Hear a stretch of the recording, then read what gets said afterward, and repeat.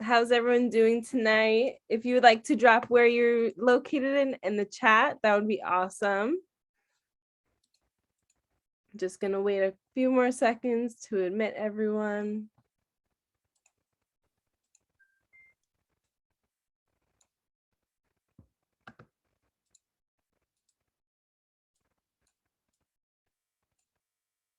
All right, so thank you for joining us tonight.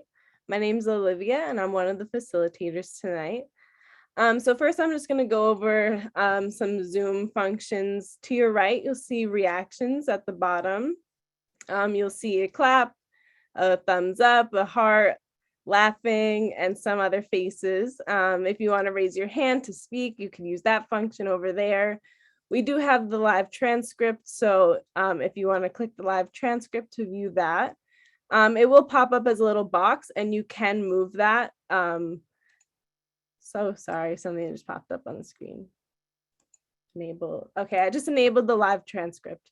So you can move the box around the screen if it's covering someone's face, as well as the mute and stop video button is on the left side of the screen. If you want to turn on your camera, that's encouraged, but if you're having technical difficulties, that's all right.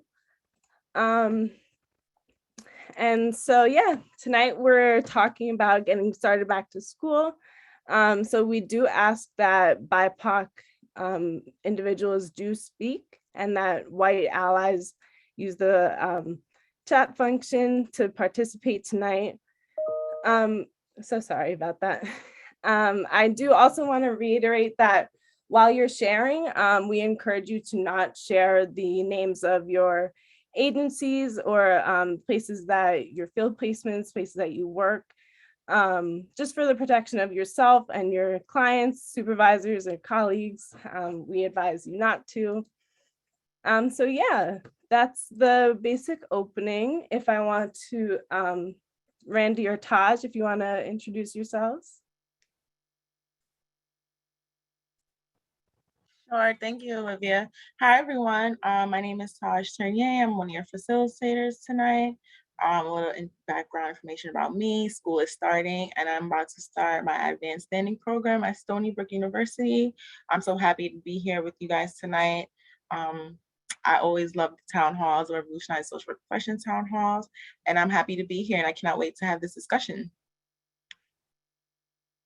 Good evening, everyone. My name is Randy Fecklin. I'm also a student at Stony Brook University. This is my second year. We're a year into our Revolutionize Social Work, Racial Injustice Forum. I'm so glad to be here amongst all you educators and students and colleagues and other professionals who's tuning in. And let's have a great night tonight. And it completely slipped my mind to give some background on myself. I am a Stony Brook student as well. I will be going to my advanced standing program with Taj on Monday. So I'm super excited about that to get started. So to get started tonight, I'm just wondering how many students we have here in the room tonight. If you want to unmute and give a little background about where you are, if you're starting a new program, or even just type in the chat and we can say it out loud for you all.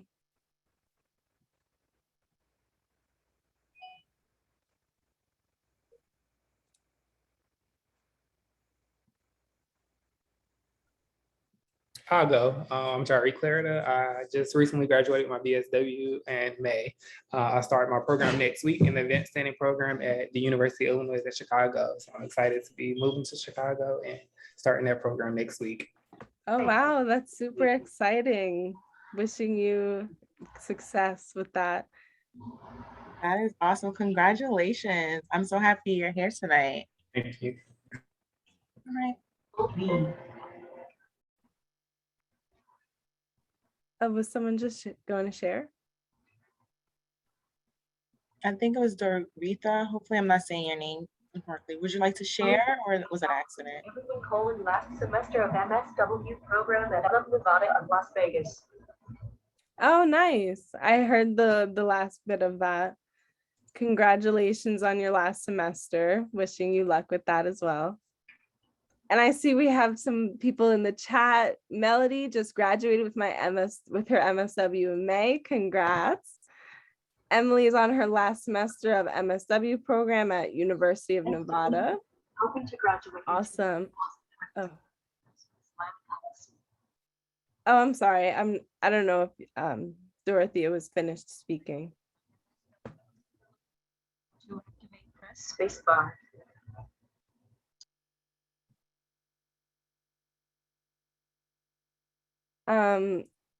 We have Luz, Capella University MSW student hoping to graduate in June 22. Congratulations. Ruby's going into their second year for their MSW at Temple University. Congrats.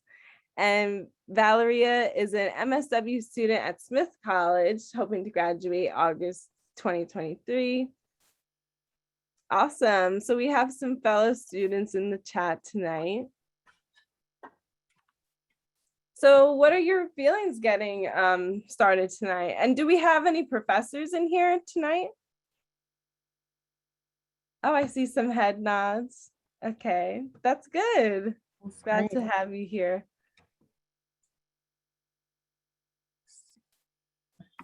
So yeah, anyone is welcome to share. We have some students and professors here. Are there any feelings, thoughts, concerns getting started with this school year? I'll start. Thanks, Taj. I'll start. I'll start this conversation. So yesterday was actually my orientation. And the icebreaker was to explain how you're feeling about this coming semester using like a forecast. And for me, I felt like I was partly sunny, but partly cloudy. And I'll just explain what that meant for me. So I'm very excited. I'm at a place, honestly, I'm about to start grad school. Like there's one point, like what? Me going to college was like not even a thing, or like even a grad program. Like, you know, when I did my associates, I was like, this is it. And here I am. So I'm very sunny. I'm very happy, excited about that. But you know, that little like anxiety that like lingers in the back of your mind. I don't know if anyone else has this, but for me, it's but the good part about it is not like anxiety that's debilitating. It's like motivating. It's kind of, I'm anxious to learn. I'm anxious to like hit the ground running. I'm anxious to meet, you know, new colleagues, meet my cohort. The good things, I already know you, Olivia, so I'm kind of happy about that. And you know, my expectations like entering the school year is just to kind of be present as much in my program, because I feel like this is it. I want to soak up all the information possible, the electives, you know, participate and just be very present. But I feel like these conversations that we had last year about schools of social work, and I'm just entering this program like very aware, very mindful of like, if any, like, not that I'm anticipating any red flags, but just how to deal with them, how to just advocate for myself as a student, my field placement. I feel like these town halls that we've had really like prepped me and prepared me for like what's to come. Although I'm a little cloudy, just because that's just my nature. But that's for me. That's what that's what I'm feeling. That's the feelings I'm having right now. If anything else comes up, I'll share it again. But that's really what's like really like pressing on my mind. Like I'm thinking classes on Monday. Yeah. Grads, you know, and that's really where I'm at right now. Yeah, thank you for getting us started. I definitely agree with everything you said, and I just want to add like the feeling present, especially because it's 1 year advanced standing for us. It's like speaking personally, excuse me. So, you know, I feel like it could fly by on top of internships and jobs. So definitely feel like I'll be stretched thin for the next year or so, but it'll be worth it in the long run. So thank you for getting us started tonight.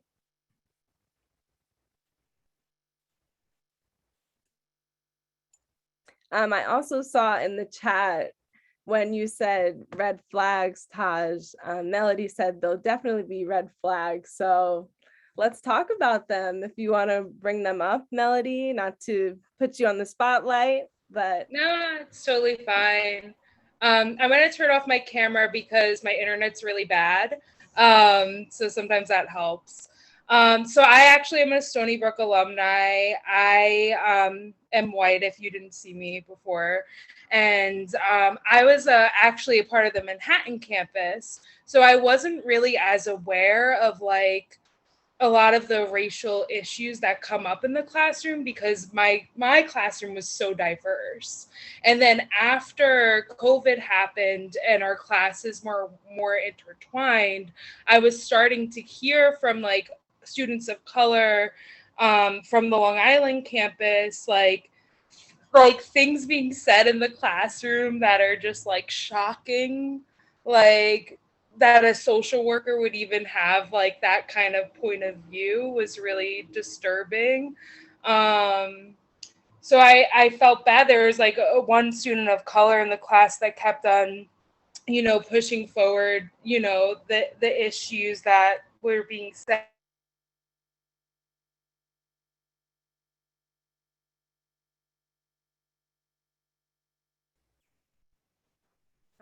Sorry, I'm not too sure what happened there. But Melody, Sorry. if you could share in the chat, I do want to emphasize that tonight we do want to highlight BIPOC voices. We do appreciate your input, but through the chat would be preferred if that would be all right. Yeah, that's fine. No problem. Thank you so much. And yes, Bonnie, thank you for bringing that up in the chat. So Melody brought up a good point. Are there any BIPOC students that want to kind of touch on what Melody was talking about in the classroom? I know I've definitely experienced witnessing some statements that should not be heard in the social work classroom. So if anyone else has a similar story who wants to share. Hi, I'm Tabitha from Philadelphia, the city of brotherly love. I'm also a graduate student. And in response to what Melody was trying to capture, what I heard was this ignorance that we don't know. Racism has been a problem for a long time. So when I hear that, it kind of grumbles my spirit a little bit, if that's clear.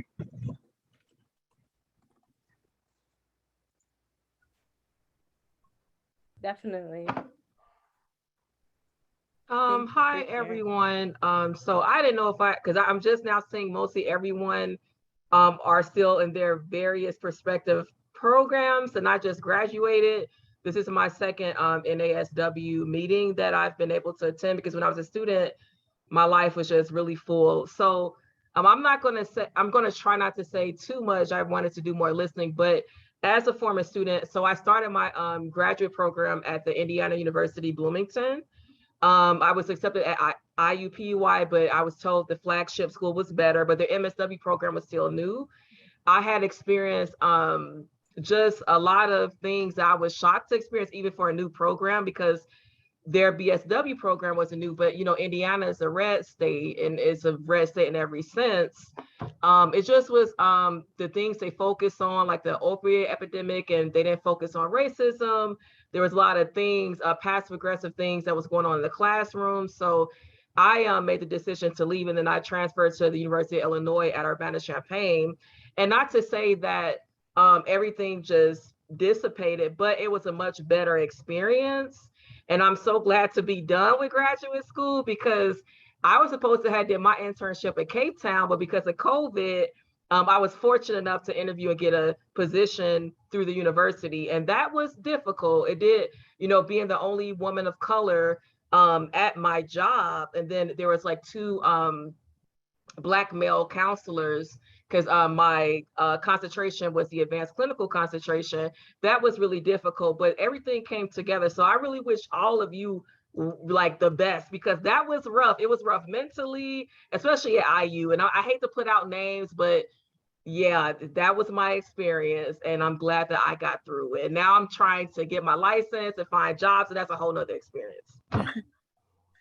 Thank you, Pamela, for sharing. You said something that kind of like just stuck in my brain for a little. You said that you ended up leaving, right? And I feel like this work that we've been doing for the past year, I feel confident in challenging the program that I'm paying for, that's in charge. Like, you know what I'm saying? These are things that I'm paying for. And if I feel uncomfortable, granted, this was probably at one point that I probably would have just like, swept it on the rug type of thing. But ever since we've been having these town halls and having these spaces to have these conversations that are necessary, I feel more confident and just supported, knowing that the chapter, supports me as a social work student and our education and what we're supposed to be speaking about, especially as a Black woman. Those settings, I remember I was sharing in my DSW program, it was the opposite. We had like a mixture of BIPOC and like probably 2 or 3 students who was white, and she was uncomfortable having the conversation, and really took us until like graduation. I remember I was just furious last year, like Black Lives Matter, all this stuff is going on, and she's not using her platform as a social work student to say anything, or just like everyone is talking, like all of us we had like a group chat, my cohort, and everyone is like upset about this situation, and she was not like moved at all. You know what I'm saying? And I remember saying that where she lives, she doesn't have to see a person of color if she doesn't want to. So that was also, you know what I'm saying? That was also something. And then, so this was kind of like foreign news to her. So when we made her more aware, and I, at least because I was interning for my BSW with NESW last semester, and I was able to like come here and speak to my fellow BIPOC social workers, and just hearing everyone's stories is kind of like, it's disheartening, but I know that if I'm in a situation like that, I'm speaking up, I'm challenging, and I'd rather be like righteous in the situation, that I'm making it better for a new social work student that's coming in, just to kind of like make things better. I see Bonnie in the chat blessing us with her words. Yes, the professors work for you. Never forget that. That is so true. Education. I'm sorry. We're paying, we're paying for our education, and we want to get the most out of it. And we want to know once we leave, we have everything, we have all the tools to succeed, right? So I'm sorry, Pamela, that you felt so uncomfortable that you had to leave. Yeah, I'm so sorry, but I'm happy that you're here tonight. You don't have to be a current student to share. A BIPOC social worker, you could talk about the experiences you had prior in your social work education. So you don't have to be a current student. So I see Merla with her hand up. I'm sorry if I pronounced your name wrong, but you could go ahead and share. And I'm not hearing you. I think you're in mute. Yeah, I was muted. Thank you so much. Okay. It's Merla. You're right. I just wanted to share. I agree with what Bonnie was saying in terms of students are paying for their education. I also want to point out that there is no real training for professors to navigate uncomfortable or challenging conversations over race and racism. So I've taught for 2 institutions, Stony Brook and Silverman, and I can't say that I've been trained. I identify as a Black woman, and so I'm very passionate about, wait, I'm sorry. I realized that. Can you guys hear me? Yes, we can hear you. I think that might be better. Great. We can hear you. Okay, good. Okay. So, oh, I'm sorry. You just flipped your camera around, though. Now we can't see you. Sorry about that. That's okay. Can you see me now? Oh, okay. Yeah. Thank you. You can see the other side. My messy kitchen. So sorry. No problem. I just want to push towards, like, as a Black woman, I kind of I'm challenged to keep learning and growing and developing around the topics. And I guess I want to encourage students and faculty to push the schools to make the spaces and to have the trainings, you know? And I'm certainly apologize for any harm done to any student. And yet the training just really isn't there. That was basically my point.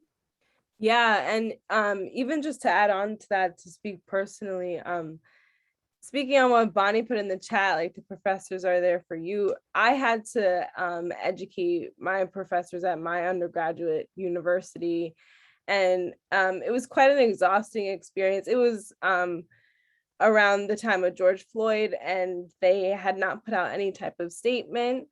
And I just thought, as a social work department, you know, that's something you should speak on. And just the statement they put out, it wasn't really up to par, to my standards at least. So throughout the year, I held 2 racial justice forums, and it was encouraging to see, you know, a couple of classmates show up, but it was quite exhausting to put on that work and, you know, not have like my fellow classmates show up. So that was really eye-opening, seeing that even when a classmate puts on the work, you would expect your fellow classmates to at least, you know, show up. And I made sure to do it on a day like we didn't have field placement.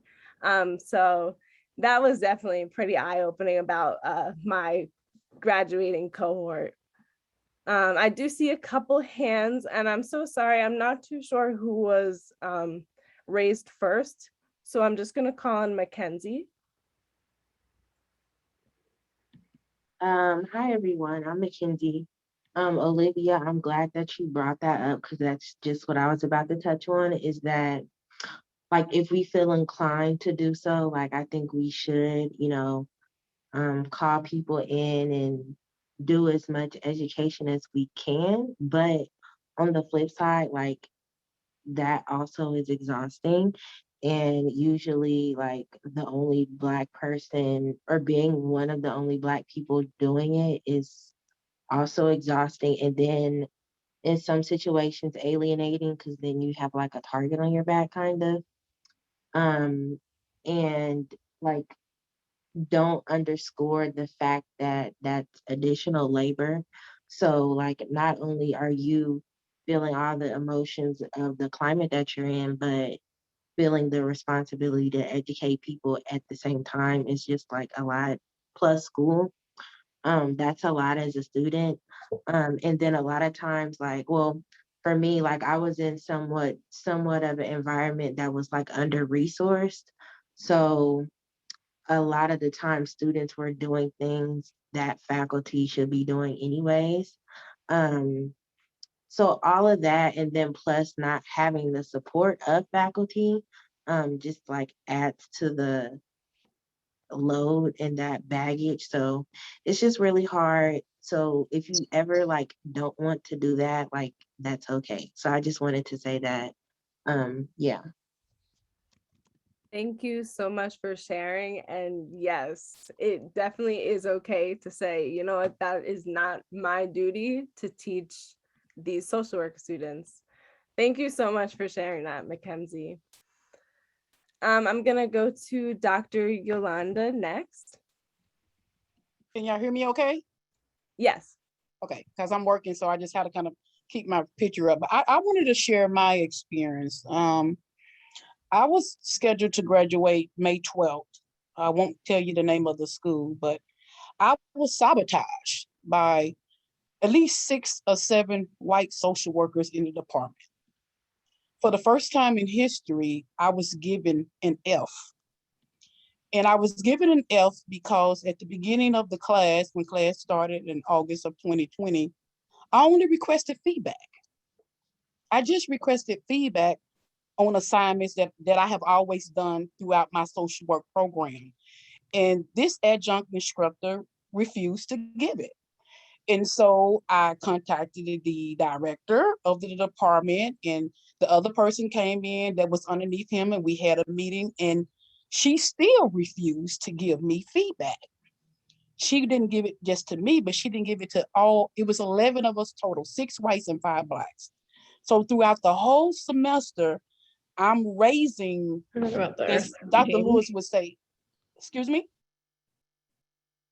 I'm sorry, that was a participant. I just muted them. As John Lewis would say, good trouble. But I'm paying all of this money to get the education that I so rightfully deserve. And so I make a comment to say, hey, get your knee off my neck. I'm getting ready to graduate May 12th. And here you are trying to hold me down and oppress me. So at the end of the semester, she failed me. She told me I could not write at a graduate level. Remind you, never had a problem being a writer before because I done had to write my thesis, okay? So this, setup with us being here today, it's real. It is so real because I have been in the classroom and I have heard some of my white peers talk about, the Black social workers that teach. It's sad. As I've seen somebody say here in the chat, it's very sad because as being a Black student, we're treated different in the classroom. What do we do? How can we change it? I'm still in a fight right now to get my degree that I have so rightfully deserved. But I was sabotaged. I couldn't get my license. I have an F on my official transcript, which is not what I did. I didn't earn it, but it was given to me. I went through the grade appeal process, but because I'm Black, I'm not white, I'm not privileged, that everyone at the department that's white sabotaged everything that I worked for in 3 years. In 3 years. They can't take away me being a doctor because I earned that. I have that thesis, but they have stopped me from getting my license as we speak to this day. It's real. It is real. And this conversation, I'm happy. I couldn't wait to join in, to share my experience and hear from other people. It's sad because these are social workers who's supposed to be abiding by the code of ethics. It's sad. So what do we do? How do we move forward? Where does the change come about?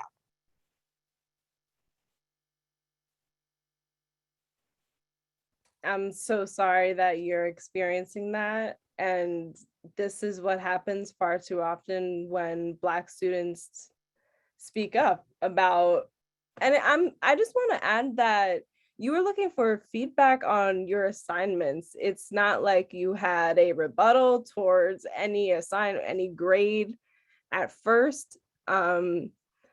So that's very disappointing to hear that many social workers in that department would give you an F just to see you not advance in the career. You have your doctorate, you can write. That's just an excuse that, they gave to set you behind purposely. So I'm so sorry that happened to you, Dr. Johnson. Thank you.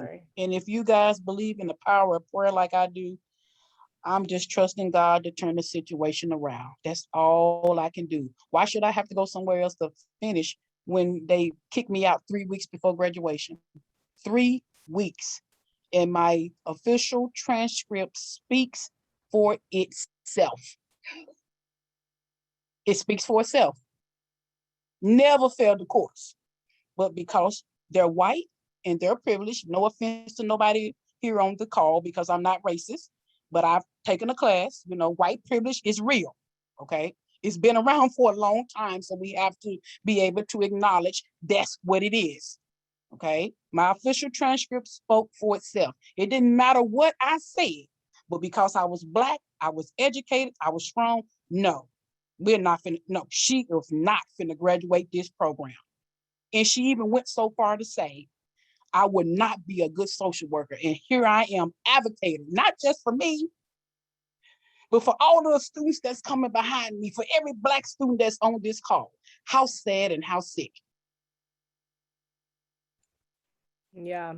I just want to add before I ask for the next student to share, we are actually looking for more participants for our work groups. Right now, we're actually focused on schools of social work. So we're doing topics ranging from the education to field internships, the policies and rules behind that. So if anyone, I'll put the information in the chat after I'm done speaking, but if anyone is interested, that this is how we start making the change. We're going to be, looking at the CSWE policies, what they say, and towards situations with particularly BIPOC students. So that's the change we're trying to create. If you're interested in getting involved, look out in the chat for that information. But once again, thank you so much, Dr. Johnson, for sharing that with us. I think that story was very eye-opening for those who haven't witnessed any racism in the field. I couldn't justify that in any type of way. So thank you for sharing that. You're welcome. But I also, sorry about that, Olivia. I also would like to add on, and thank you for sharing that, Dr. Yolanda. It's real important that in any setting that we're in, whether we're in a classroom setting, internship setting, or work setting, is to understand the policy, procedures, and understand the hierarchy chain. And also understand that, we exercise something, we go by the code of ethics, we supposed to address all unprofessional behavior in any setting that we're in, which you somewhat spoke on a little bit, Dr. Yolanda, but it's just important that we, us as social workers and as professionals, that we understand the grievance system as well. Understand that grievance system, understand who to get those emails and those letters to cover your ground, and don't hesitate to advocate for yourself. Absolutely. Thank you for adding that in, Randy. I had my hand raised. Yeah, go ahead. So I have been graduated from my program for a few years now. I'm an MSW. I live in Ohio. But when I was in my bachelor's program, there was a time where we were talking about privilege in the classroom. And I want to speak to kind of white fragility right now, because I think a lot of that goes unchecked in social work classrooms, especially when we talk about privilege. I think sometimes a lot of teachers, if they are white and they're teaching about white privilege, they don't want white students to feel bad. And they say, oh, no, don't feel bad. But it also doesn't acknowledge the racist system that allows for their privileges to exist. And so now those students are being kind of like, oh, woe is to you. And they can kind of take up the space, and it's like they're being attacked. And there was a time like in my class where a student said, I'm being attacked because you're talking about white privilege. And that person was given the space to speak several times and spoke over many like Black people in the classroom. And this classroom didn't have that many Black people, but every Black person in that classroom was telling them, this is disrespectful, because you as a white person should not be making yourself the center of conversations on racism. And so I think, and that went unchecked by the teacher. Ultimately, the teacher was like, okay, well, don't gang up on them. You can have differences of opinion. And it's like, well, this isn't a difference of opinion, because you're teaching the content and this person is refusing the content that you're teaching. And I mean, I agree with what someone said earlier about, professors need this training, because they do need to be trained on that. No, that can't go unchecked in the classroom, and you cannot let a white student take over the conversation about racism and make it about their fragility, because that person is not going to learn. They're going to get through the field, and then they're going to take that belief system into the field and hurt their clients and hurt people with that ideology. If you can't understand privilege and you get all the way through the social work program without ever having to actually consider that, and without ever having to believe it, always fighting it every time it's brought up in the classroom, and you get your MSW and your LSW, the program's failed you, because you're not going to be good for your clients if you can't acknowledge privilege that you have as a white person. And so I wanted to share that, and I'm sure other BIPOC people have experienced this too in a classroom, where whenever we're talking about other cultures or other races, and suddenly, white comfort feels like it needs to be brought to the forefront instead of actually acknowledging our experiences and listening to the people of color in the classroom. Thank you so much for sharing that, because I feel like what worries me is the clients or the community that's going to be served by these individuals, because they just don't get it. How is it, how is it that you can't even understand your own privilege? You don't even understand how that impacts the community in which you're about to go serve as a social worker, right? Mhm. And it's like, I feel like, and I say this all the time, I feel like what we look at in the work group is, what is the screening process of when we're accepting students into a social work program? How are we screening, where is like, how are we testing that the competency of it, basically, of it all? Because I just get so worried. I worry for little boys and girls that look like me that are going to be impacted by these social workers that don't get it.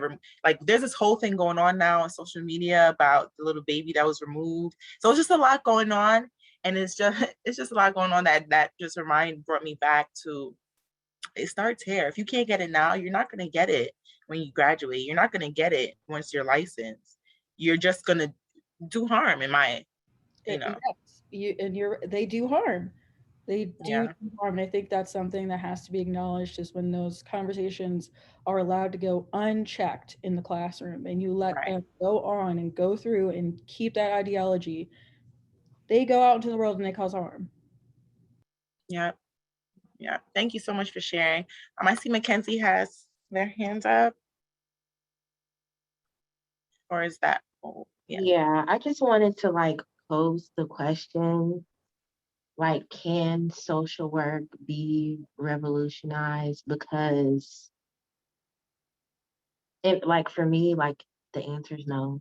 But it just makes me, I like, someone just brought up training, and it's like, I think of that in terms of like police officers, and I don't like, as an institution, policing is violent and harmful. So like, if we give them more training, nothing is really going to change, like, in my opinion.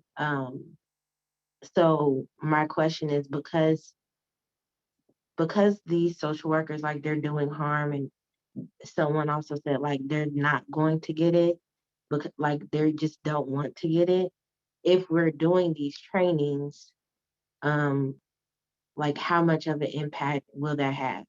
And I understand, I do think it might be useful for someone who is like open.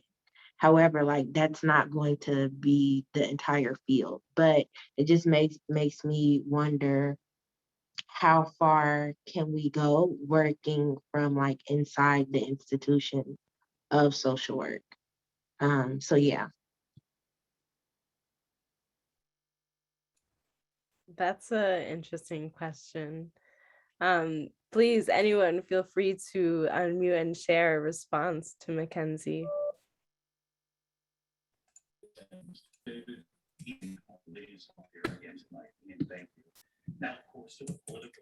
I was gonna say, I was typing in the chat. It might just be faster for me to say that I think that's a really great question, and I want to believe that we can revolutionize the profession. But for that to happen, we do need systematic change, like a true, like, systematically, the system has to change. Because the way it's working right now, yeah, no, we're kind of beating up against the wall, like a concrete brick wall with like our bare hands. And we need a bigger tool to systemically change that. And I know that so many of these institutions refuse to change and disregard change, and they do anything to reject systematic change. So I can understand why you think that it can't, because some of these institutions are so stuck and emboldened in their ways that it feels like we're moving mountains to revolutionize things.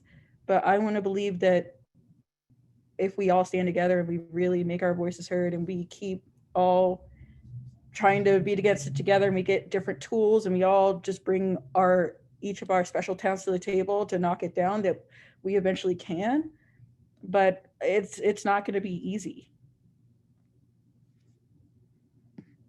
It's definitely not going to be easy. Like you said, we need to throw the whole system away, you know?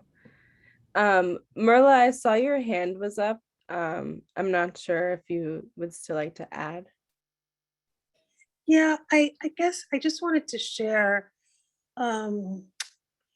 just kind of as humbly as possible. I've been Black my whole life, and this is really difficult, and hurtful and painful.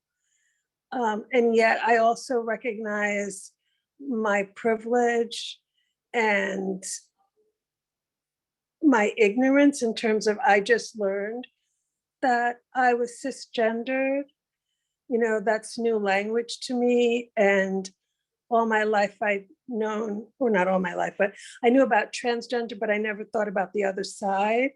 So I'm saying that some of the white people that I've talked to in the last year and a half, 2 years, it's new to them that they're white, and grappling with that, and not as an excuse, just as a realization of their lived experience and our collective. We're all in the system. We all drank the Kool-Aid. We all were miseducated. And how then do we get out of it? And how do we get out of it together without causing harm the other way? And also the power dynamic. And I think that that's not talked about enough. It's like, it's an issue of power. Otherwise, it's just prejudice. The racism is the power. It's the systems that we've talked about. So how do we dismantle? How do we recreate even this forum? So, definitely hearing BIPOC voices, definitely appreciate it. And yet, I can't do this without my white colleagues and allies. So how do we hear their voices too, without it being centered? And so I don't have any answers. I just put it out there for us all to be gentle and humble and patient as we can be, and to heal as best we can ourselves, and then to help each other heal. Thank you for sharing that. I definitely think a big problem for students, or just anyone really, is that we're kind of fed information from those who, are in those positions of power, like our professors, those ahead of us, and we're just taught to not question it. And I think that's a big issue, and that's where we can start creating that change individually, to question everything that our professors say in the classroom, and that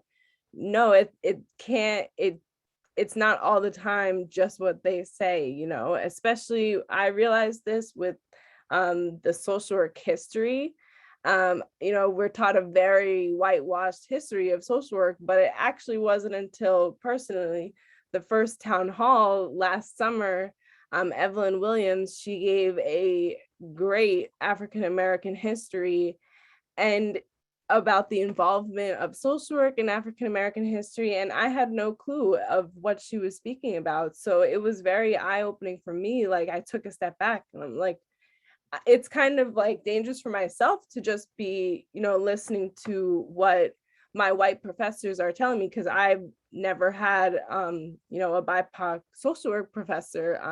This incoming year I will, so I'm excited about that. But, I've never questioned my education, which could be a very dangerous thing personally. Congratulations, Olivia. You're gonna have your first Black professor in your social work field. That's all. Something I had mentioned something the other day. I was scrolling, I don't know on what. Okay, so there was a course, anti-racism course for like $99. And then when I saw the instructor, I was just like, I'm very wary of people who are benefiting from racism, yet are also profiting from anti-racist as an anti-racist educator. A lot. We did mention, you know, BIPOC, like it is tiring having to be the one to educate, you know, our allies, our peers and stuff about the harm, their privilege. But then again, I still feel some type of way about their capitalizing on this work. You know what I'm saying? So I'm just kind of, I don't know. I don't know if it's just me, if it's a me thing. No, not at all. hate Taj. seeing I it. just had this past week that experience, and it's very hard as a woman of color to sit through a diversity and inclusion training from a white perspective. You know, like it's not what it's supposed to, in my opinion, it should be taught from those experiences of the BIPOC individuals in the room. And it's very uncomfortable when that work is led by white folks, and you know that they're making profit off of it as well. It's very weary. I agree with that as well, Taj. Yeah. That's but yeah, thanks. I'm happy I'm not the only one, because I'm usually just like, am I bugging? Am I, you know, but I really feel like it makes me question the integrity. Like, is it genuine? Yeah. You know, but I would prefer it to be led from both perspectives. Right. You know, have a white facilitator and a person who's a person of color facilitate the conversation as well, because it can get dangerous, the conversations, if someone says something and it's not corrected or addressed. That's a very dangerous situation. You don't know the impact that that has on the BIPOC individuals in the room, and it's just yeah. I agree with what you said, Taj. Let's check out the chat. I see it's going off.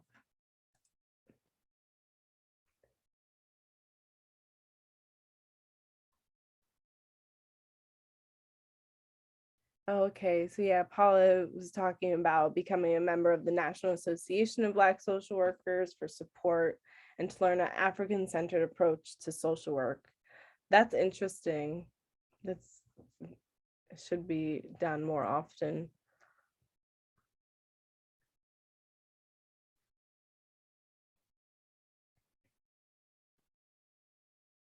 Yeah, Amelia just put in the chat, as a white person, I have never learned anything from a white person about the lived experience of BIPOC people. Thank you for sharing that, Amelia.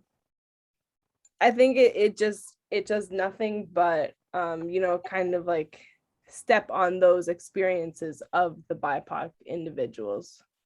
Right.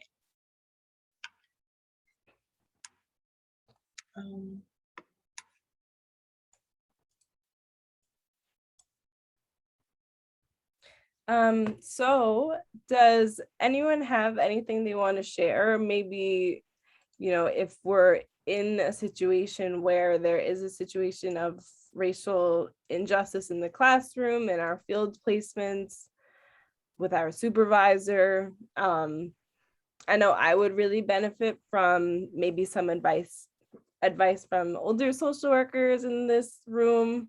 That's always greatly appreciated for some students, or even just some students if you want to give a fellow student an advice.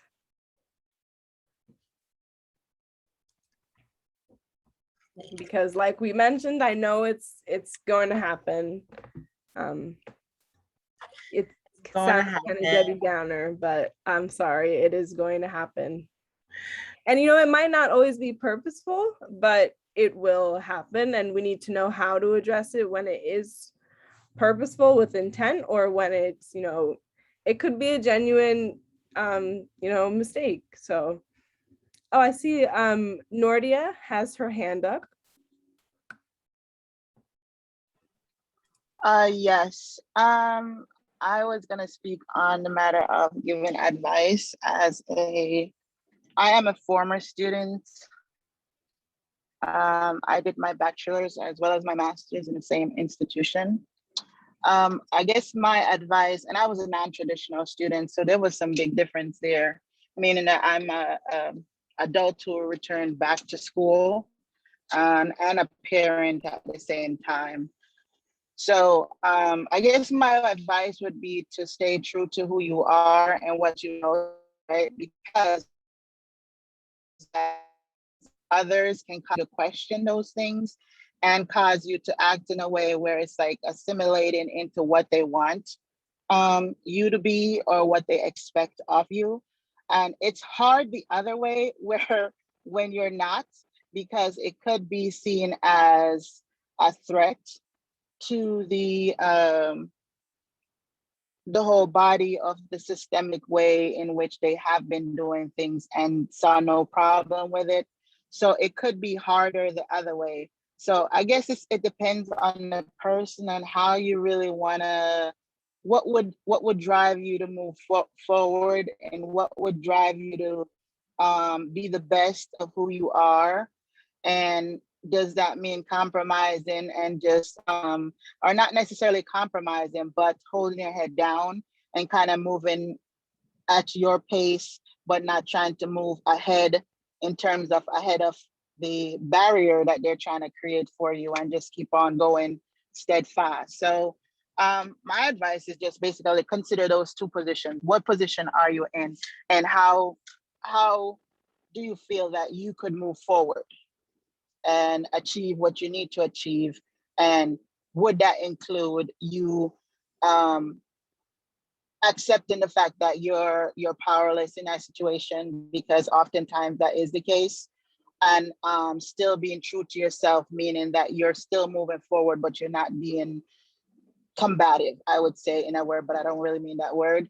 Meaning you're trying to tear the whole I was gonna curse, sorry, you're trying to tear the old mess down while still moving. So that's kind of who I am, where I move forward, tearing shit down. I'm sorry, I don't mean to curse. While I'm moving and not be concerned about hierarchy of people or people in power. And that has caused me some backlash where I have to question, because I'm in a small town, I have to question the force that is against me and how connected that force is in terms of my career goals and what I want to do, because that can also be an issue where there is a network, there is a connection, and that network could be set up to work against you. So I guess what is your position? Where are you at? And what is your support? Do you have support? And what do you need to do in order to achieve the best of yourself and your goals? Yeah, thank you so much for sharing that with us. I think you also bring up the point of setting boundaries for yourself, which is something that I think, fellow new social workers, we definitely need to emphasize and start putting ourselves first. So, it's very easy to get spread thin as a student. You're managing your class, your field internship, your outside jobs, it's a lot to handle. And, you could be a parent, you have other responsibilities. So definitely I want to emphasize setting boundaries as well. Thank you. I see another hand, Tracy Yvonne. Hi, can you hear me? Yep. Hi, so my name is Tracy Yvonne. I'm a licensed clinical social worker. I adjunct at several universities, and I don't know if this was discussed earlier, so I apologize if I'm bringing it up now, but I wanted to just wondering if we can talk about the term BIPOC and where did it come from? I am someone who does not subscribe to the term BIPOC. I feel that it supports white supremacy, in my opinion. I feel that it takes away from everybody else's shared experiences. So that term is coming up a lot, and you see that a lot in like language, but is it appropriate to use that, especially when you're thinking about the different experiences that we may have, or the intersectionality, which a lot of times is not included in diversity trainings. So there is a movement and a lot of discussion about the appropriateness of it.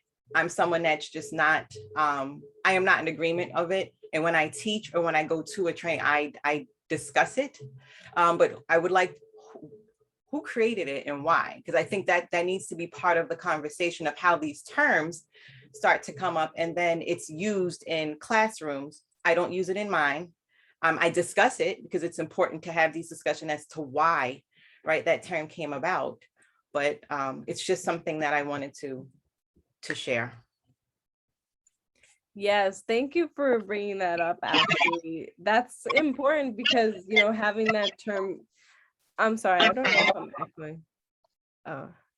Thank you for muting. Oh, I'm sorry.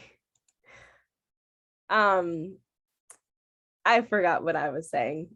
So anyone else want to jump in and share, please do so. Thank you for your comment, Tracy Avon. And I respect your opinion wholeheartedly. What I didn't hear is why you find the term offensive. Thank you for your comment. You can hear me again? Yep.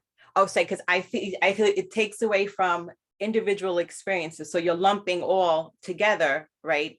And it's not identifying. So that's where the intersectionality piece comes out, because how I identify myself as a Black woman may be very different from somebody else in this on this room. So when you start to have those, and this is just my opinion, right? And when you're lumping it together, you're then missing individuals' experiences. If I answered your question, Tabitha.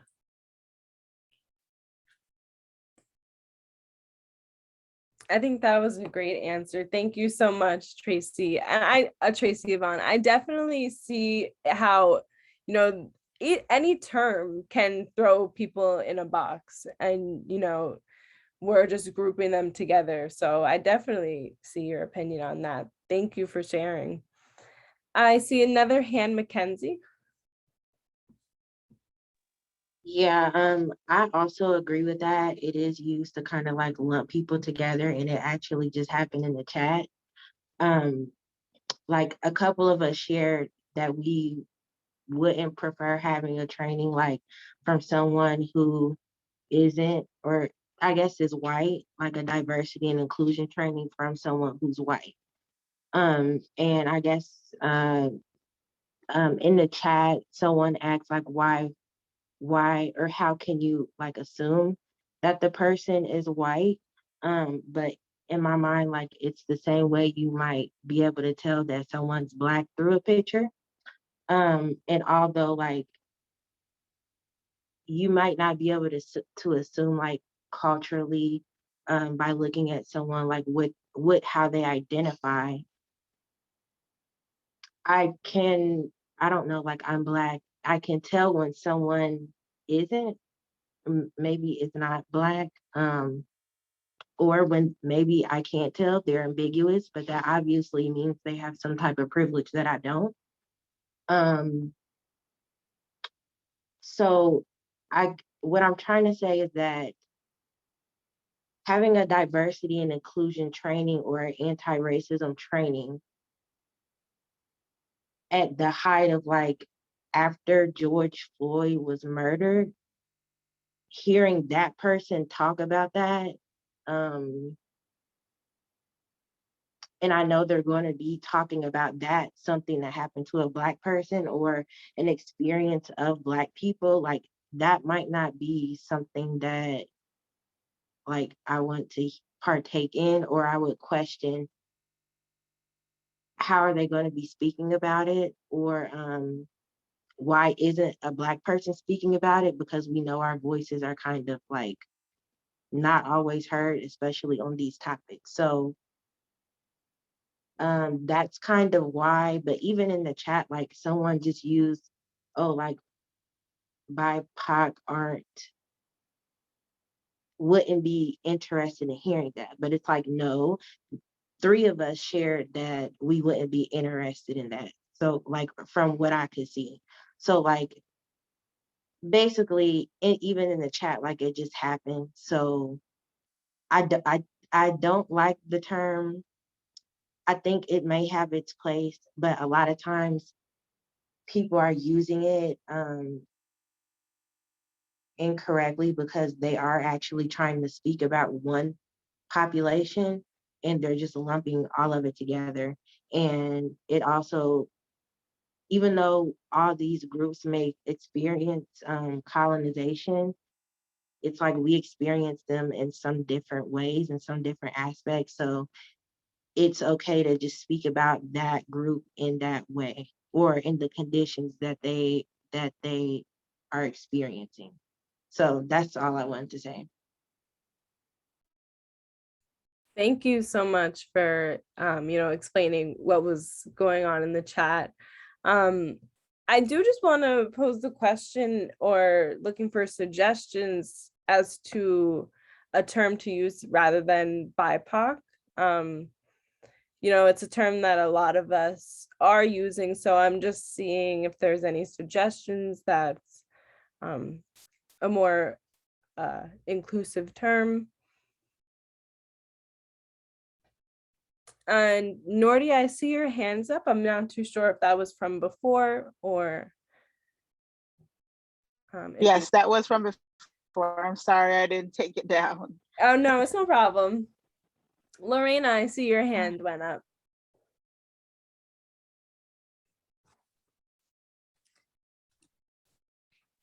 Hi. Hi. Yeah, I don't know that I have an answer for an alternative for BIPOC. I'm really hoping that that gets sorted out soon. I think that there's a lot of conversation around it, and I personally have mixed feelings about it. There's a part of me that really loves it because I see a value in forefronting our Indigenous and Black relatives who the history of oppression in this country has landed on perhaps the hardest. And yet as a Latina, our people are also constantly under the boot of oppression and have been for 500 years on this continent. And Asian folks as well have been here for a long time. So I think that POC part is what could use to be expanded, right? To say maybe historically Indigenous, Black, Latinx, Asian, whatever, just like alphabet soup it out with initials, the way that LGBTQIA plus keeps growing, right? To be inclusive of everyone, perhaps with the racial identities the same way. That is what I've been in discussion and have heard from other people. It's the way that the POC is left like to be its own thing. So I wonder if we can it takes longer to say, as many identity groups as we can. But perhaps that's the way to do it, or go back to POC for some time. I don't know, but it is a point of contention between our communities of culture. And so I wish that we could just be a little more expansive with that. And again, like I said, it's I see both, I see merit in both. I guess to the question, I wanted to just offer something else for folks to think on is, as an educator in a school of social work, my primary concern and the work I'm working to do within my control in my classes is to help my students find themselves, right? Why do we come to this work? Who are we to do this work? In my mind, this work is work that should naturally occur in our kinship networks, in our communities as mutual aid, not be commodified in a capitalist way, the way that it has been here, right? Everything is so professionalized, and students are taught in this very white-centric way that, there is a way to do the work, right? And yes, there are tools, there are skills that they need to learn. And at the same time, so much of this work, the work itself, and in my mind, a lot of it's heart work, and we get caught up in just doing it right? Doing it up here. We're taught in this very intellectualized way. So what I try to do to help bring a more embodied approach to the work, more heartfelt approach to the work, is to invite students to co-create classes with me, to invite a space that is building a more decolonial context. And I think for me, what I'm trying to get at is so much of this work is about healing ourselves first. Yeah. We can't pour from an empty cup, and yet we do all the time. And it's messy because of that, right? So I wish that our schools of social work would move toward a curriculum that is more welcoming of students with all that they have going on, right? And to help us heal as human beings, because we all carry trauma in this country. We exist because injustice exists in this nation, right?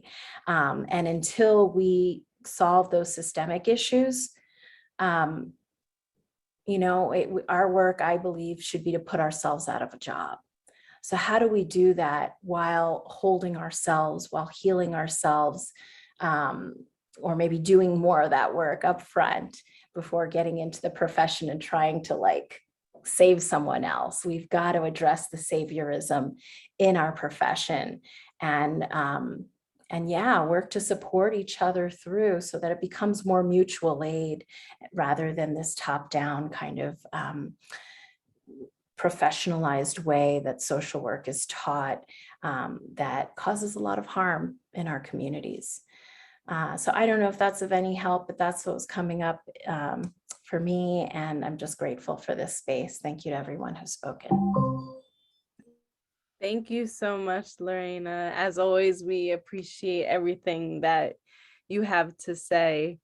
I see the chat has been going off in terms of the term of BIPOC. I just want to check in with it.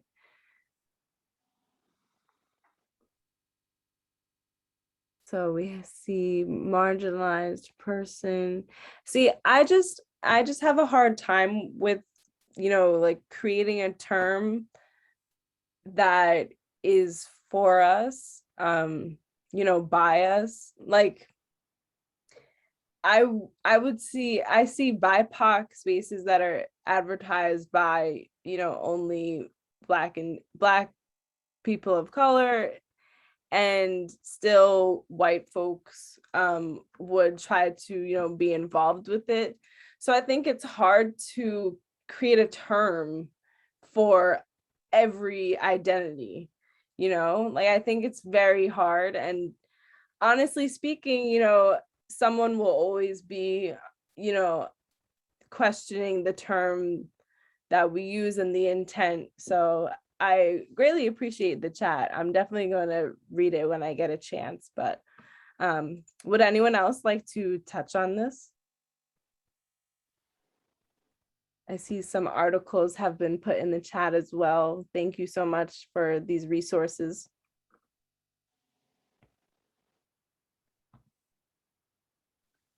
Can you hear me? Yes. My name is Abera Kalecho. I'm the first generation immigrant from Africa.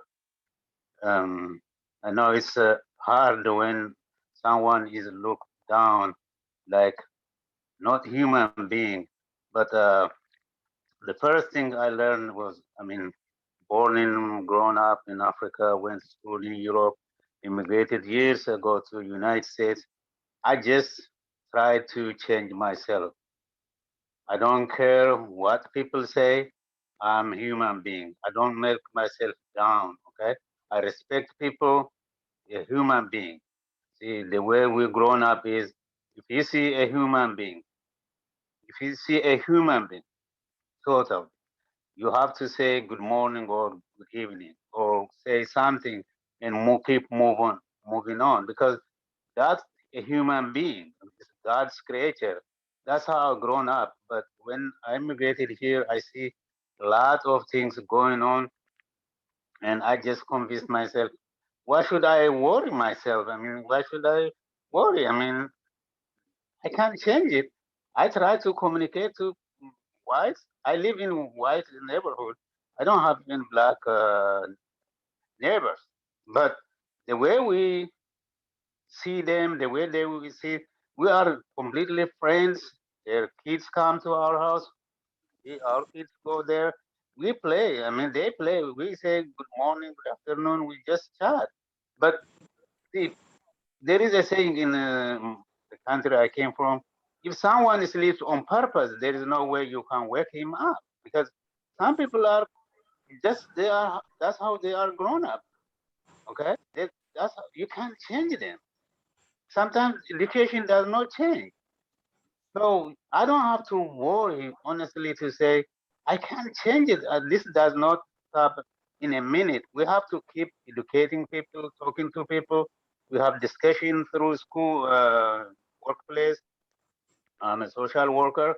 Still, even if you are a social worker, your thoughts and your profession sometimes don't go together.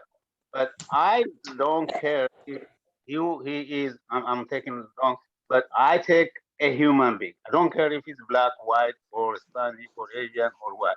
That's what we have to go through. I mean, we can't change people, okay? Sorry, taking a long time. No, no worries. Thank you so much for sharing everything. I definitely think, we have to pick and choose our battles. So thank you so much for sharing that, Abira.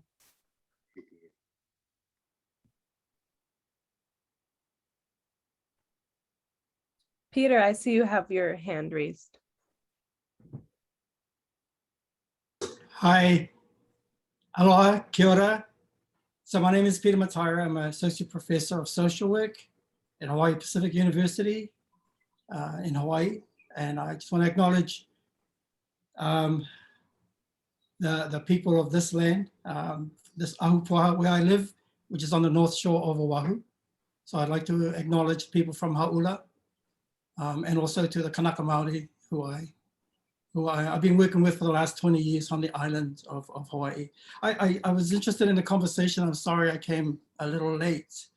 And I see some familiar names. I want to acknowledge those here as well. So somebody made a comment that, that this term BIPOC is intentional, and I agree with that. And then that, because I don't honestly think that term came from Black, Indigenous, or people of color. It's the term that's used to just conveniently label. Here in the islands, it's interesting we struggle with that term because we're predominantly Pacific Island, predominantly Asian, and so and here and actually I to acknowledge I'm not from Hawaii, by the way. I'm from Aotearoa, which is New Zealand, born and raised. So I come with a very different perspective. And there's something hegemonic to me about the term BIPOC that really takes the experience of people kind of like away from their heart.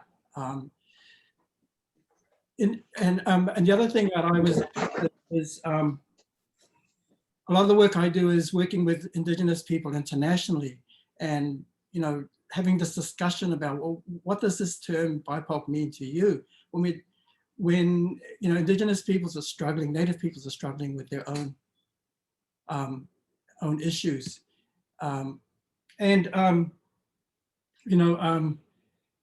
we have to acknowledge first the Indigenous peoples of these lands, and their struggle has to be, in my view, paramount, because the foundations of this society need to be set from the moment colonizers came, to whether it be to Turtle Island, whether it came to Hawaii, Aotearoa, Australia, with the Torres Strait Native peoples there as well. And one of the ways that, so prior to coming to HPU, working at Hawaii Pacific University, yes, I am Maori. I hail from the east coast of the North Island of Aotearoa. When I did come to Hawaii, I initially started at the University of Hawaii. And I was working with the dean of the school to develop an e-pass, a standard. And so we developed an e-pass of our own, which we got we found that we had approval to develop our own e-pass, which was focused on decolonizing social work. Because if you look at all the e-pass standards, there is nothing specific about the decolonizing of social work. So we focused in on, in order to decolonize social work, we have to recognize host culture, and we have to understand the hegemony of the dominant culture. And so we developed, our, well, back then it was, we developed our standard, and with our core competence, sitting with our core competencies. And basically what we said is this, and I'll just say very quickly, that social workers need to understand the impact of the inhabitation and occupation of indigenous lands, and the effect of historic cultural trauma on the lives and experience of indigenous Native peoples. That's important for all social work programs at all schools. It also needs to recognize the significance of place, and in developing and communicating culturally relevant or culturally resonant or practices. We also said that social workers need to respect local traditions, protocols, ceremony, guesthood, and spirituality as central to decolonizing professional practice. And finally, we said social workers need to demonstrate knowledge of their own cultures and associated beliefs, values, and practices. And that's really critical. That's really important that, if you want, to know more about people from other cultures, we highly recommend that you go and take your journey to find out about who you are. So your grounding is, and your acceptance of some of those things that are like some of those historical things that are part of who you are not very good. And I said the same for me too, because I come from, I know my genealogy, my whakapapa, on both my mother and my father's side, English, Scottish, and I acknowledge the Campbells, and I acknowledge the Martins on my mother's side, my father's side, and the damage they did to the Native Indigenous peoples of my lands, to my grandfathers and my grandmothers. And I have to accept that. So I just wanted to state that, I personally don't get into labels. I'm working with whoever is in front of me is whoever's in front of me. And I respect that, because here in Hawaii, we're very, you meet people who know their Portuguese side, they know their Filipino side, they know their Hawaiian side, the Japanese side. And I really appreciate sort of what indigenous cultures say. You are everything. You are one of everything. You're not, 10% or 50 or 25% Hawaiian. You are Hawaiian. And I just find it interesting, the conversations here in the US and in social work is all about defining what, who people are by these terms, which when, they were kind of like imposed. So in my work, I see it, and it's my struggle, my challenge, not to sort of buy into that. And I think that's my way of decolonizing this profession, is that we should not buy into this. So, again, that's just my personal view. I don't, if any of you are interested, the University of Hawaii have their e-pass standard that I'm sure they'd be happy to show you. I don't work there anymore, but I just want to say that and appreciate, and I'm very humbled to be with you. Thank you so much for sharing that, Peter. So much of what you mentioned reminded me of our executive director, Samantha Fletcher. She usually is here tonight, but she unfortunately had to have some surgery on her ankle. She broke her ankle. So we're wishing her some speedy recoveries, but that's why she's not here tonight. She usually gives a great land acknowledgement to kind of set the tone for tonight and to ground us before we begin. So thank you so much. That it really reminded me of her. I don't know if anyone else wants to comment on that, but that was great. Thank you so much, Peter.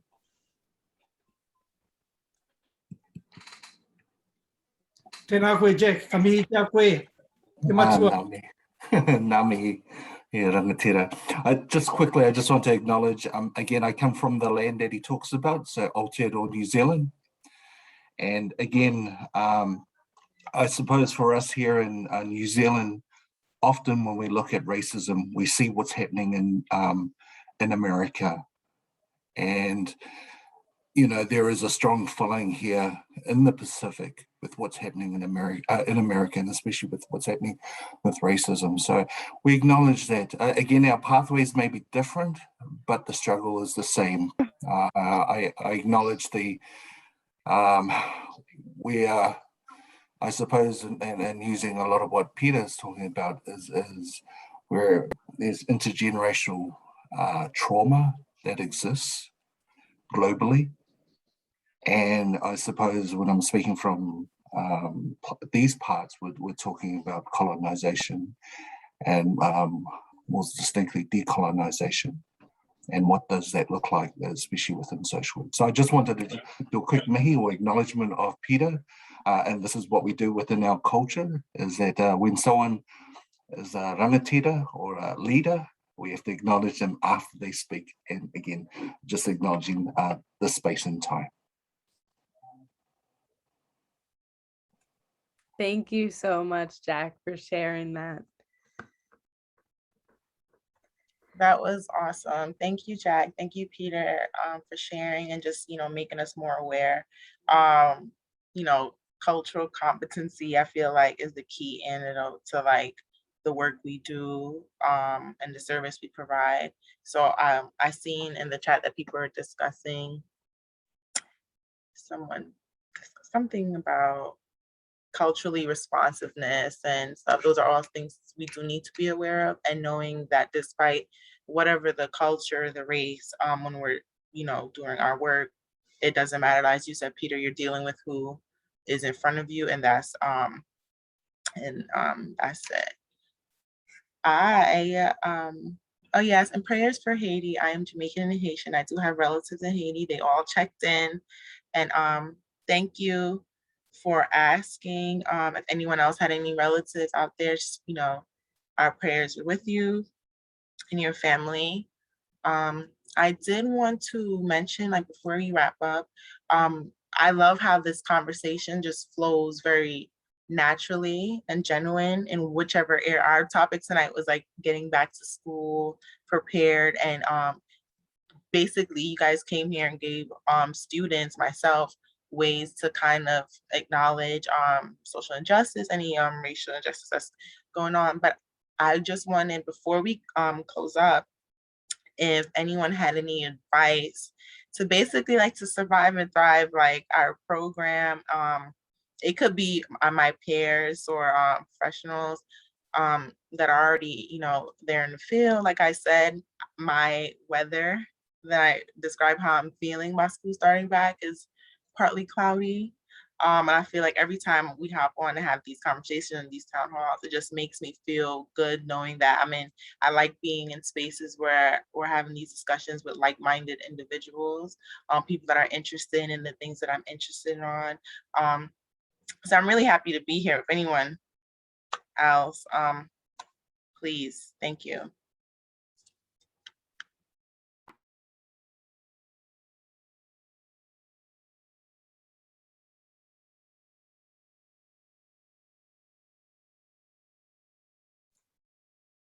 Bonnie, I see you have your hand up. Yeah, I didn't know if you saw my question in the chat. I was asking, is there a process in place for students to report acts of racism that happen in their social work program so they can get some immediate support or backup? That is a great question. And our work groups are actually researching that. I don't have an answer for you right now. I'm not too sure if that's something that would depend individually on the school, if that's something in the school's handbook, the program's handbook, the social work program's handbook. But that's definitely, we definitely need to know the grievance process. Randy brought this up before. Students, we need to know where we can turn to if something does happen. That's a great point, Bonnie. Thank you for bringing that up. And Tosh, you were saying something? I'm sorry. No, I was just saying if there's any like faculty member here that may have the answer to that question to speak for wherever they work on, you know, on that behalf, wherever school is, then I think that'd be that's a great person to answer that question, Bonnie.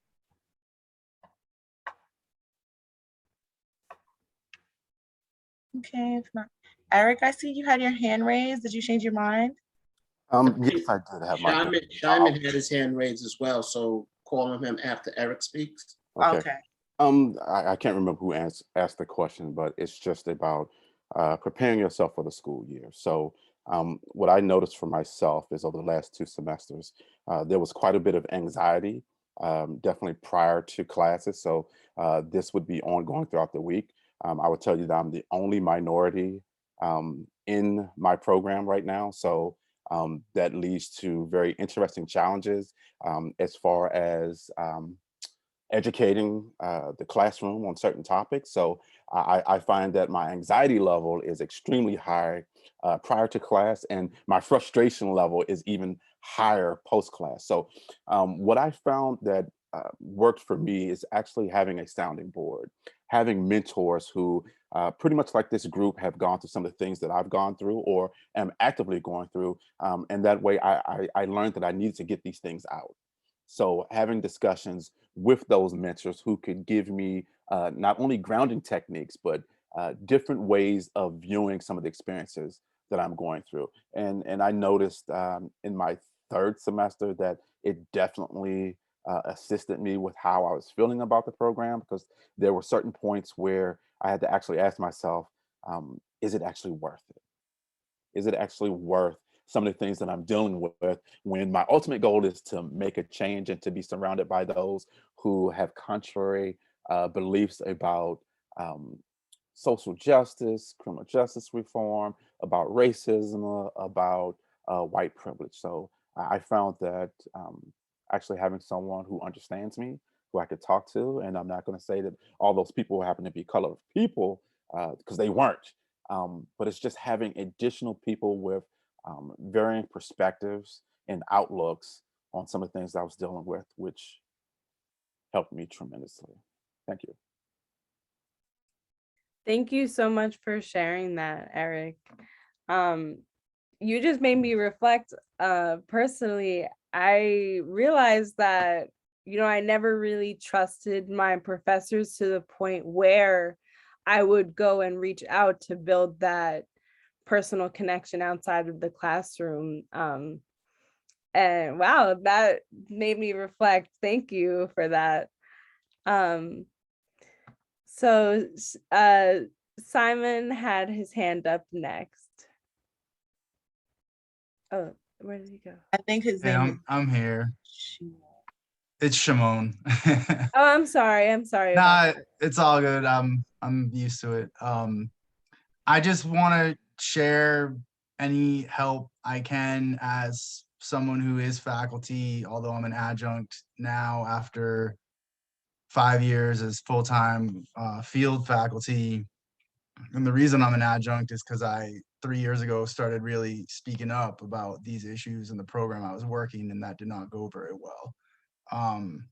But you know, I don't have any like magic answers, and I apologize if I'm saying things that already got said because I jumped in a little late because I've been doing some stuff with my kids tonight. But you know, even knowing the protocols, everything I'm saying is from things I've seen happen to students. And even knowing the handbook, knowing the procedures, you know, it can be incredibly challenging because words like unprofessional get used, and then that's up for debate what that means. And so it's based on then the dominant culture of that program that ends up defining that, right? So I would document everything. I would be really careful in field about like sharing anything with a supervisor until you really feel that trust. And even in then I'd be really careful. And I think the biggest solution is student groups. And if something happens to one student that's within that group, that the whole group has to address it together so that the program cannot further marginalize the student and call them unprofessional and then and go through the procedures. But then the final thing is social media and just completely publicizing these issues, because that's what they're most afraid of. Like when I resigned from my program after working for this director for 8.5 years, the only thing she wanted to talk about was what was I going to post? What was I going to share about everything I'd seen there? So, you know, I don't know if that's helpful. Maybe I'm saying maybe you already know all this, but you know, unfortunately, a lot of these folks are not your friends, and they will turn against you very quickly. And I hate to say that, but it's the truth, you know. So find the faculty who you can trust, but even those faculty understand that they're in a system that they're already probably pretty marginalized too. So it can be really difficult for them to do anything without the full weight of that system coming on them too. And document everything, because even if it goes, at least where I was, there's grievance procedures. Like if a student so I was at Florida International University, and I have no problem publicly stating that, and I've been pretty vocal about it on social media when I finally felt like I'm gonna just be vocal about this. But if a student is terminated from their field placement, they're immediately terminated from the whole social work program. So they're already now on the defensive, and it's based on the field instructor. The field supervisor can just terminate them for whatever reason. And so, you know, if they say it's racism, if the student then says, this is racism, this is another form of discrimination, it's that student's word against this person that school of social work has had maybe like a 10-year relationship with, or even longer. That might be a graduate of that program. And so it's really challenging. But so then there's a committee meeting, and then depending on the outcome of that, then the student can appeal it to the dean's office of the college. But beyond that, there's a grievance process that goes outside of the School of Social Work and to the entire university. There's Title IX. A lot of universities now have like some sort of DEI. I think reaching out to all those, but I really think the power is the number with student groups and speaking up and rallying around whoever's going through it, because on your own, you're on an island, and you're totally going to feel the full weight of all of it and be further marginalized. Definitely, yeah. There's, power in numbers. Thank you so much for sharing that, Shimon. Merla, your hand is up. Hi, I would agree. I just would kind of back up a little bit. I'm an adjunct, just an adjunct. And yet, I don't think anyone goes into teaching social work, you're not going to get rich. And so I think most people are committed to the precepts of our code of ethics. So I'm just encouraging to start with the professor privately, to start there as a communication tool. and express kind of what you're experiencing or what you're feeling, human to human, as a start. And then if that doesn't get to any satisfactory place, then I agree with all that was said before in terms of organizing and documenting and really doing whatever you need to do to get your needs met, et cetera. But I would encourage to start, as individuals and see what happens. Thank you. Pamela, your hand is up. Yeah, so I want to be mindful of time because I don't know what time we're supposed to close out, but I just want to say, responding to what Shimon, did you say it was Shimon? And what Marla just said. I'm sorry if I'm butchering y'all names right now. Okay. Shimon, thank you. And going back to Dr. Yolanda's experience, and also I didn't have the same exact experience at the first institution I mentioned, but it was like very similar. So Myla, going back to what you said, I went to the professor, and what was interesting, this was like in 2018, so way before the pandemic. And at this previous institution, they didn't abide by their office hours. So this institution kind of like had this thing where they felt like MSW students should already know how to like write clinical notes and already do all of these things. And it was it's a Big 10, but it was like the MSW program was new, so it was smaller. What I found is like that doesn't always work because again, it is the instructors word over yours. I actually, with 3.5 GPA, and I didn't say this earlier, but when Yolanda was brave enough to speak, I was sabotaged in that program. And that's why I left, because you're not going to sabotage me from what I worked so hard to get into a really good grad school and to, get my MSW. And I ended up going to a better school, which was University of Illinois at Urbana-Champaign, and graduated with a 3.89 GPA. And they were very supportive, but my first institution was like, no, we don't think you should go to a bigger school because you're going to be just a name. But at a bigger institution, you have more support. You can go to you have more departments to choose from. And sorry, I'm speaking so fast because I am so nervous when I speak, but I just want to say going to the professor doesn't always work. And when you have the director that's, dealing with biases, like she actually hollered at me in the meeting. It was just really weird. And it was only one person of color. She was Black. She identified as Black, and she really couldn't say anything, but that director had actually stepped down because more students started complaining. But I had to be that voice in that vehicle, which I didn't want to be, but I had to be. And then I had to advocate for myself to know when to walk away. And I wish we could start talking to, our cousins or people we see like in public that, come on social media saying, I want to be a social worker. Like I'm looking at this program, and really encourage them to like say, hey, how new is the program? Like, have you really investigated this institution? Because it can save so many, especially, everyone goes through, but students of color really goes through. People from, I have a lot of African friends that, came into these programs, had the same experience.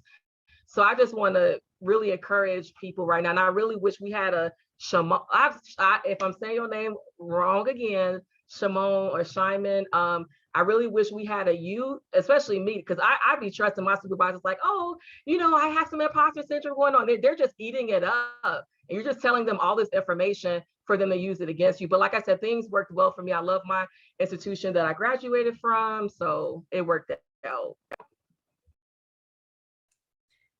Thank you for sharing that, Pamela. It's unfortunate, that particularly Black and brown students are left so much to fend for themselves and, are not provided these resources, but we have the strength in ourselves and we always, make the best of the situations. So thank you for sharing that. And Dainika, I see you have your hand up. I'm sorry if I'm pronouncing your name wrong.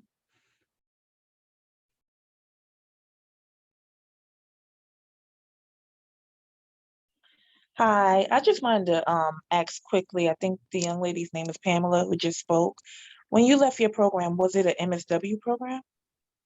Yes, thank you for asking that. It was, and like I said, it wasn't. So you know, some of y'all brave, but I had to live with leaving this program, and I felt so guilty, just that, you know, internal pressure. But it was in a red state, so it was in Indiana. It was Indiana University, and I wish I would have went to the original institution, which was IUPUI. That's a school that I worked so hard to get in. I actually got in, but then when I tried to transfer back, they sabotaged me from transferring back, which is how I ended up at the University of Illinois.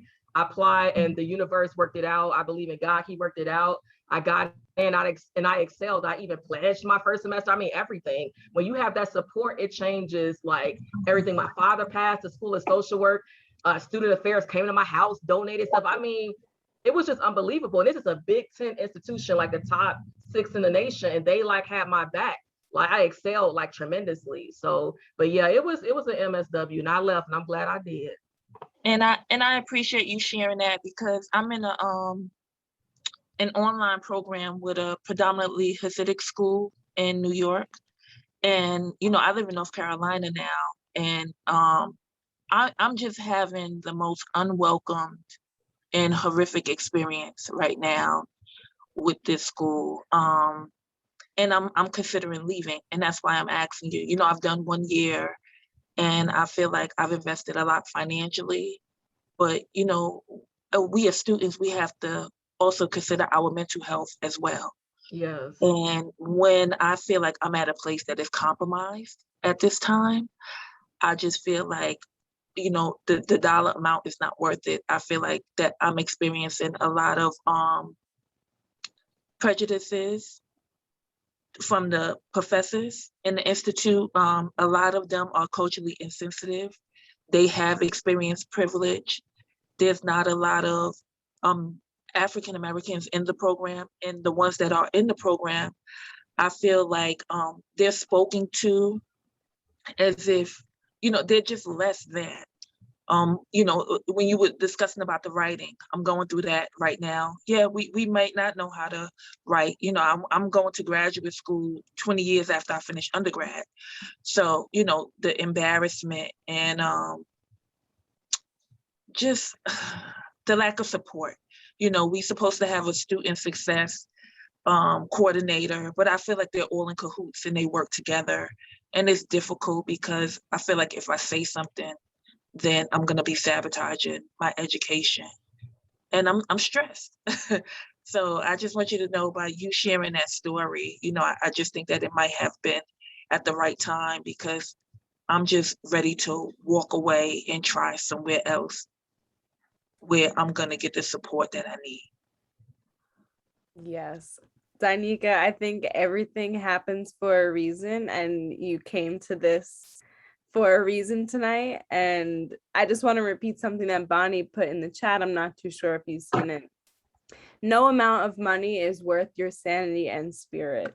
If it's not sitting right with you, don't make a list, pros or cons. It's not sitting right with you, so you'll find a place that immediately feels right with you.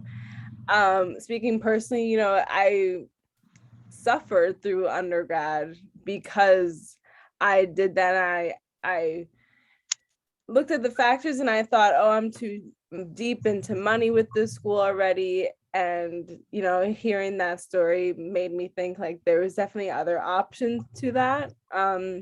But I think, you know, we all go through things at certain periods in our life, and that experience was something I just needed to have. Because honestly, I wasn't inspired to get involved with this work until it was happening to me at my school. I shared earlier how last summer my social work program wasn't commenting on any type of statement with George Floyd. So that's what got me involved in these town halls. So yeah, everything happens for a reason. And if you have that gut feeling, listen to it. Thank you for sharing. And I do just want to say we are at 7:45. So we do want to wrap it up soon, but I do want to see if anyone has any last minute things to share with us.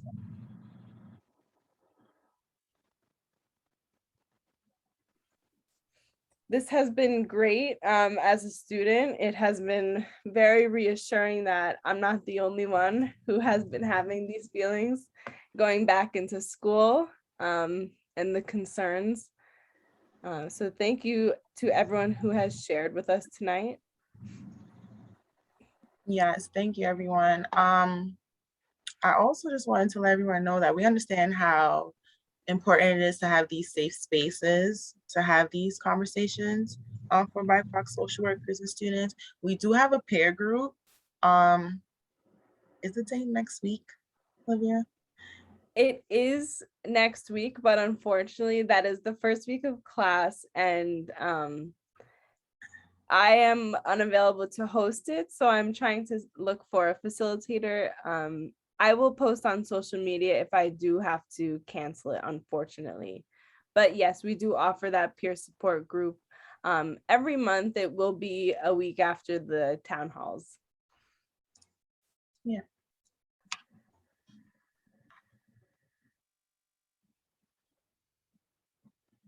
Oh, Pamela asks, how do we join? Usually we will we'll post the link on our social media and you can register via Zoom.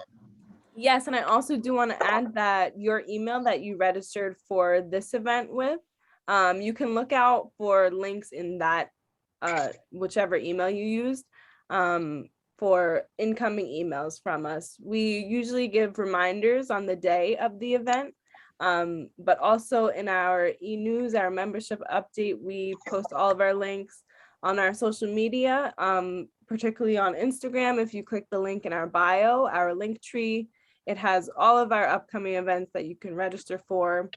And also you can always check our website. Our calendar page is always updated with those events.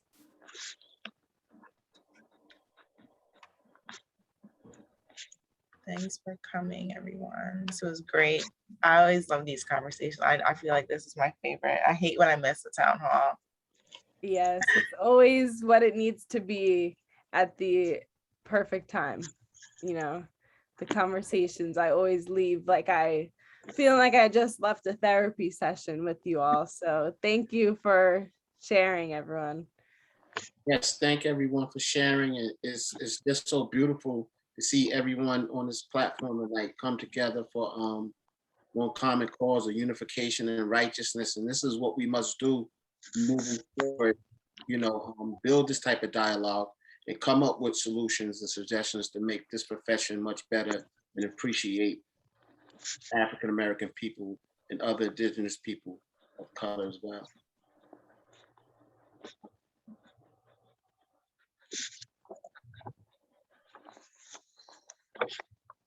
All right, have a great night, everyone.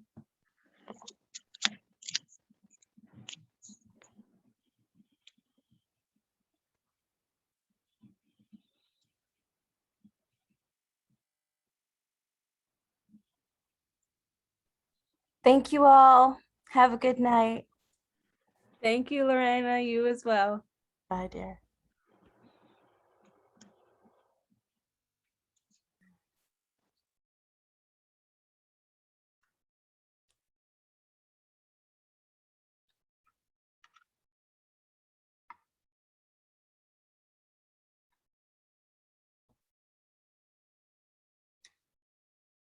All right, Taj and Randy, I am just going to end this. My mom made dinner, so I'm gonna go eat with them. But this was great tonight. I appreciate you both so much. This was a great conversation. You ladies definitely held it down tonight. It was a beautiful, beautiful discussion. And I think that's something we will have to explore moving forward with the team. Yeah. As far as, the name, Yeah. exploring a better way in expressing it and maybe adding more acronyms and things of that nature to show our respect